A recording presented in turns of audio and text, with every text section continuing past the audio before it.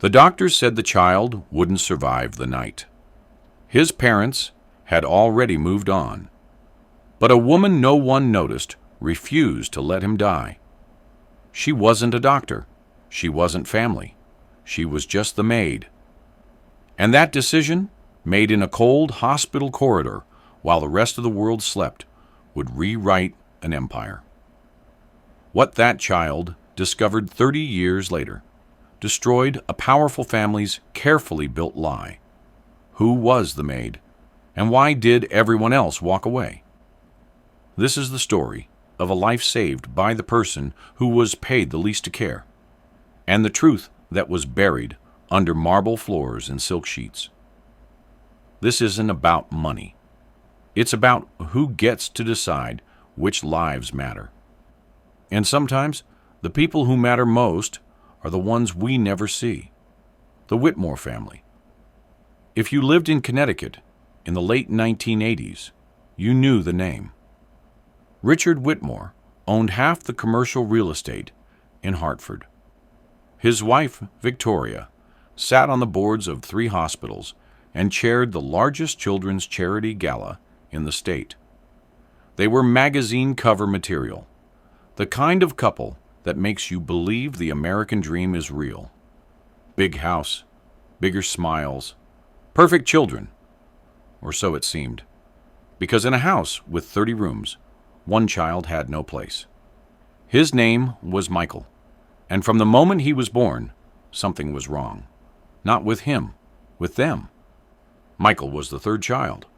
He came 8 years after his older brother, 6 years after his sister. He wasn't planned. That's what Victoria told her friends at lunch, laughing like it was charming. But Michael wasn't just unplanned. He was sick, born premature, weak lungs, constant infections. The kind of child who needed attention. The kind of attention that didn't photograph well. So while his siblings went to galas and summer camps in the Hamptons, Michael stayed home, alone, with her. Her name was Rosa Delgado, 42 years old. Born in a small town outside San Salvador. She'd been working for the Whitmores for 11 years. She cleaned their floors, washed their sheets, prepared meals they barely touched. She sent money home every month to her mother and 2 daughters. She had no papers, no leverage, no voice. But she had something the Whitmores didn't. She had eyes that saw, and she saw Michael. She saw the boy who sat at the top of the stairs during dinner parties, listening to the laughter below.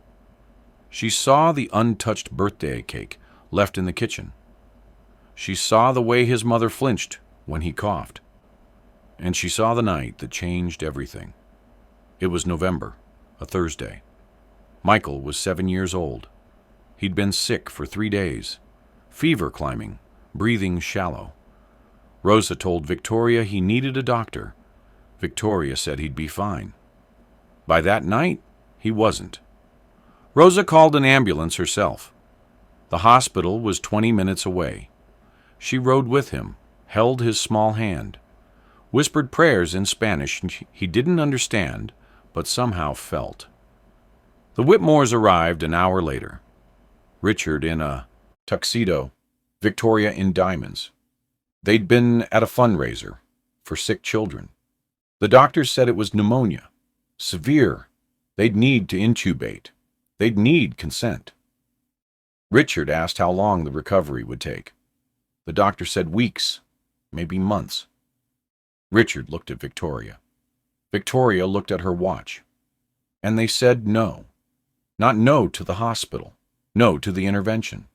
They wanted comfort care, palliative measures. Let him rest, they said. Let nature take its course. The doctor didn't argue. People like the Whitmores don't get argued with. They left at midnight. Said they'd be back in the morning. They needed rest. Rosa stayed. She wasn't supposed to. Visiting hours were over. She had no legal relationship to the child, but she refused to leave. She sat in a plastic chair beside his bed, and watched his chest rise and fall, slower each time. And she made a decision that would cost her everything. At 2 in the morning, Michael's oxygen levels dropped. Rosa ran into the hallway, found a nurse, told her something was wrong. The nurse checked the chart, saw the DNR. Do not resuscitate. Comfort care only. Rosa grabbed her arm, told her to ignore it. The nurse said she couldn't. Rosa said she was his mother. It was a lie, a dangerous one. But it worked. They called the doctor, performed the procedure, intubated Michael, saved his life. By the time the sun came up, he was stable.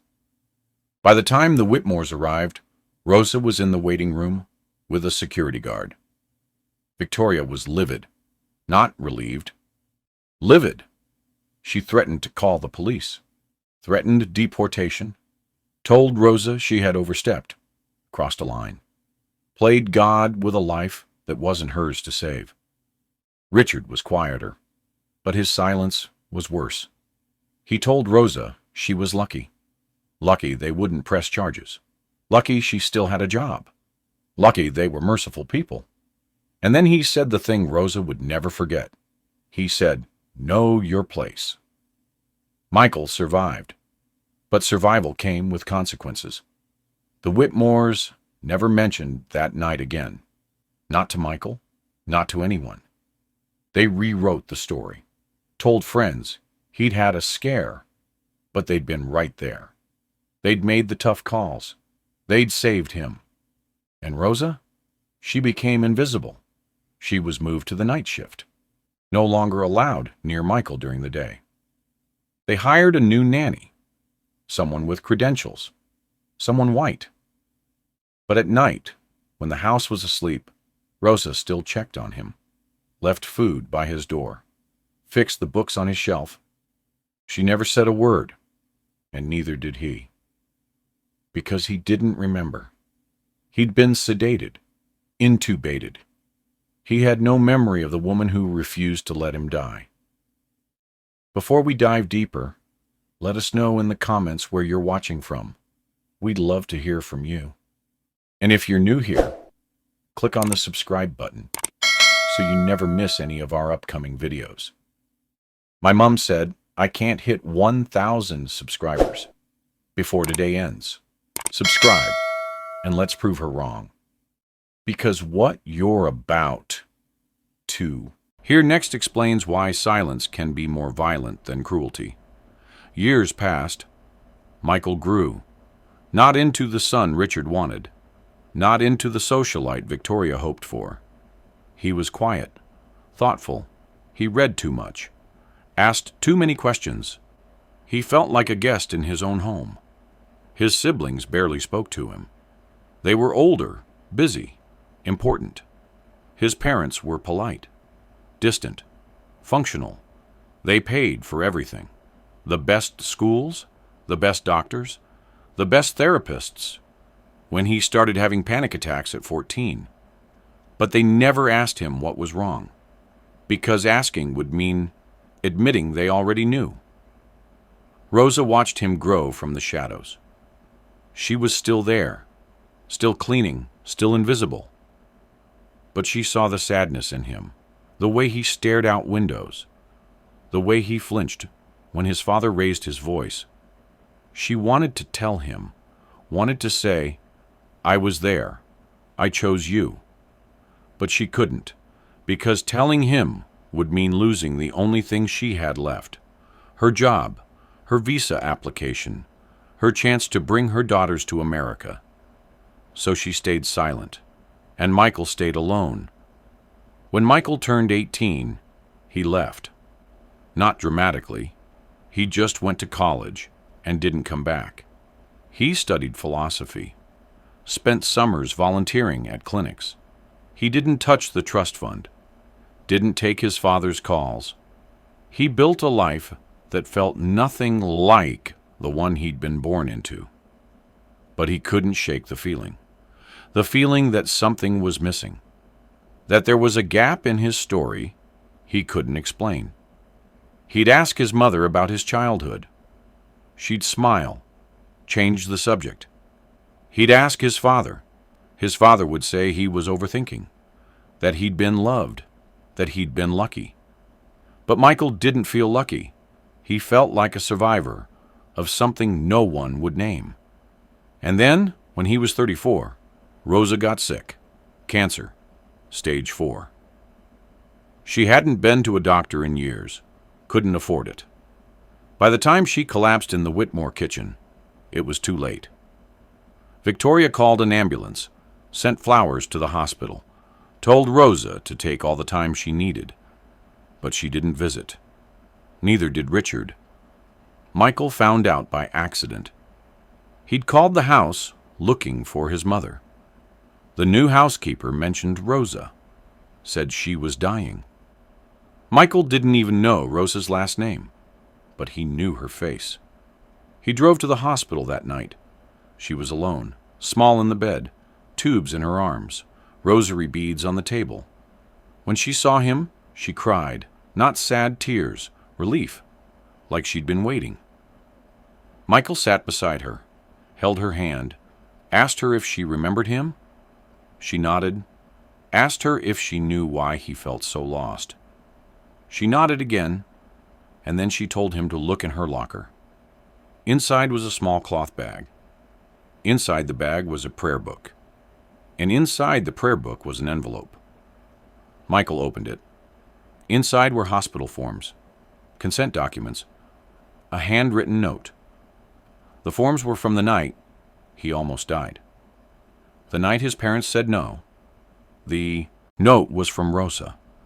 It was in Spanish. Michael had it translated later. But even before he read the words, he understood.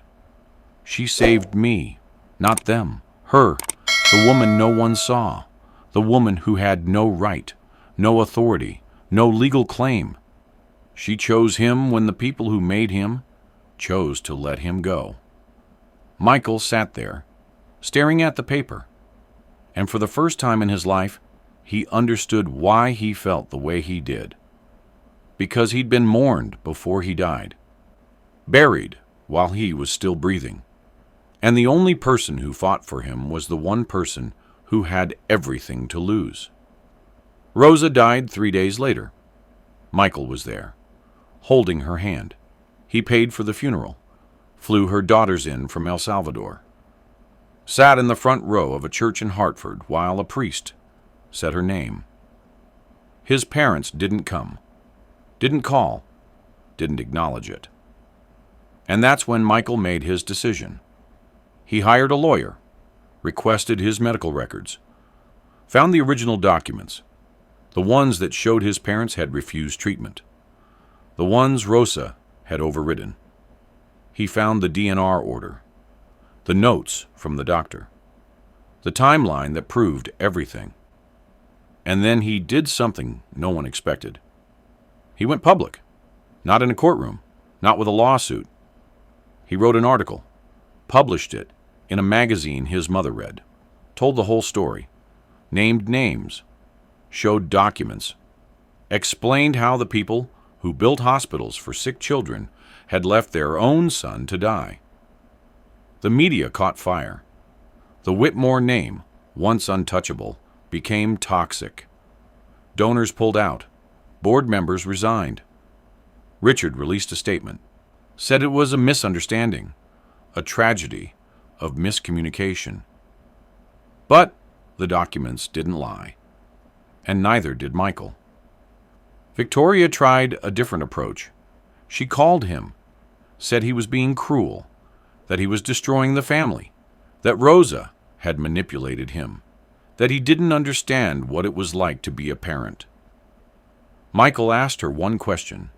Did you leave the hospital that night? She hung up. The foundation collapsed within 6 months. The Whitmore estate was quietly sold. Richard and Victoria moved to Florida, disappeared from public life. Michael never spoke to them again.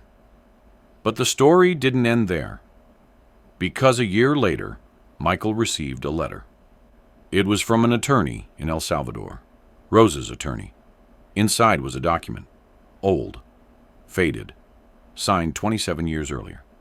It was a legal affidavit, written in Spanish, translated now. It said that Rosa Delgado had applied to be Michael's legal guardian. She'd saved money, hired a lawyer in Hartford, filed paperwork. She was going to adopt him. Formally, legally, take him away from the Whitmores if they refused to care for him. But the paperwork was never processed. Someone blocked it. Someone with power. Someone with money. Michael never found out who, but he knew, and he understood. Rosa hadn't just saved his life. She'd tried to give him a new one, and they stopped her. Because people like the Whitmores don't lose. They bury. They silence. They rewrite. But Rosa had kept the documents, hidden them, waited. She knew one day he'd need to see. One day he'd need to know that someone fought, that someone chose him, that love isn't blood, it's presence. Michael stands now in a small office in Hartford. It used to be a dental clinic. Now it's a nonprofit. It's called the Rosa Delgado Foundation. It helps undocumented workers access health care, provides legal support, pays for funerals, names them, sees them, remembers them. Michael runs it, full time. He never touched his trust fund. He gave it all away, every cent, to people like Rosa. People who save lives and get nothing. People who love in the margins. People the world forgets. When people ask him why, he says the same thing. Because someone has to choose them. The Whitmores never apologized, never admitted fault. But they lost something bigger than money. They lost their story. The carefully built myth of the perfect family, the charitable empire, the legacy. It's gone. And in its place is the truth that the poorest person in the room was the only one who paid the highest price, and the richest people couldn't afford to care. If you're still here, comment below. Tell me what you would have done in Rosa's place. Would you have stayed silent? Would you have fought? Would you have saved a child that wasn't yours? And if you were, Michael, could you forgive? I read every comment, because stories like this don't end when the video stops. They end when we decide what they mean. And if this story shocked you, wait until you hear what happened in our next video. Like if this story made you think. Hit that subscribe button. Let's prove my mom wrong today. We tell more real-life stories where nothing is ever as it seems. Share with someone who loves true stories. Because the truth, no matter how buried, always finds its way out.